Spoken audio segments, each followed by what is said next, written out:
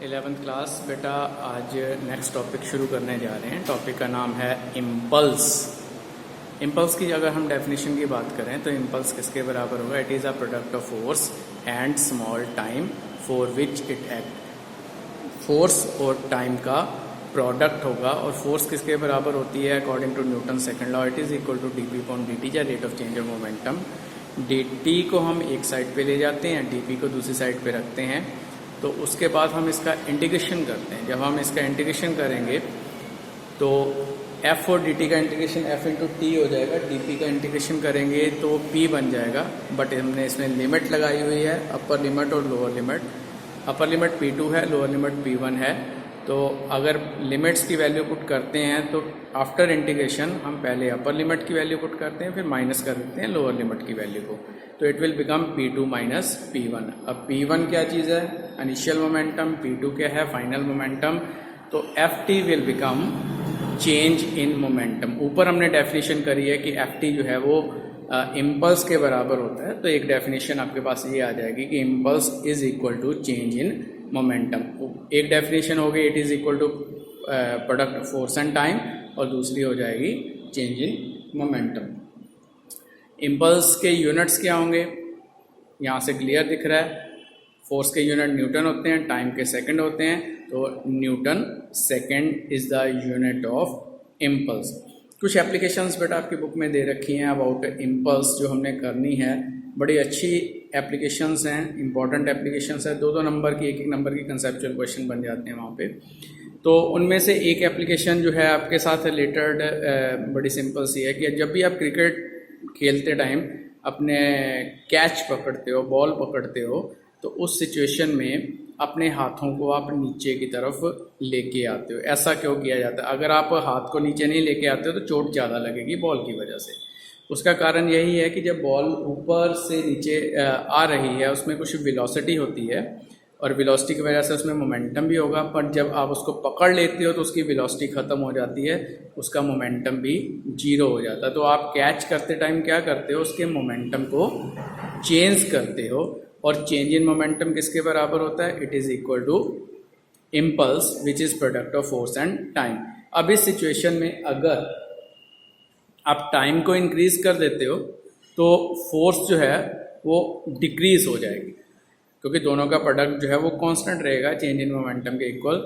तो अगर कैच पकड़ते टाइम आप ज़्यादा टाइम यूज़ करते हो तो आपको कम फोर्स लगानी पड़ेगी, और अगर टाइम आप कम रखना चाहते हो तो फोर्स आपको ज़्यादा लगानी पड़ती है।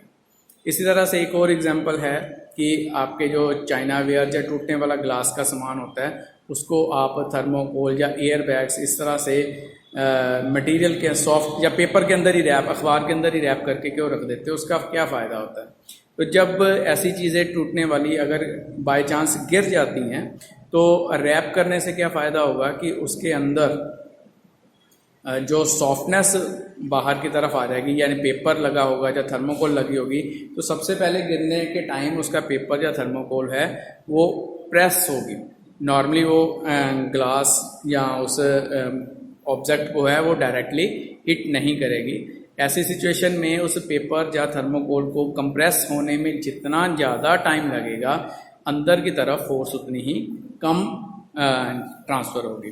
सो टाइम ऑफ इम्पैक्ट को इंक्रीज करने के लिए हम ऐसा मटेरियल जो है बीच में सॉफ्ट मटेरियल कोई ना कोई लगा देते हैं। इसी तरह की एक सेम एग्जांपल आ जाती है कि अगर आप एक सॉफ्ट गद्दे के ऊपर गिरते हो तो आपको चोट नहीं लगती है, जबकि आप एक पक्के फर्श के ऊपर गिरते हो तो आपको चोट लग जाती है। उसमें भी सेम रीज़न यही आता है कि पक्के फर्श के ऊपर आपका टाइम ऑफ इम्पैक्ट बहुत ही कम होता है। कारण क्या है कि वो तो नीचे की तरफ दबेगा ही नहीं, और जब दबेगा नहीं तो टाइम ऑफ इम्पैक्ट बहुत कम हो जाता है। तो ऐसी सिचुएशन में फोर्स ज़्यादा लगती है। जबकि गद्दे या किसी सॉफ्ट चीज़ के ऊपर गिरते हो तो वो धीरे धीरे कंप्रेस होने की कोशिश करता है।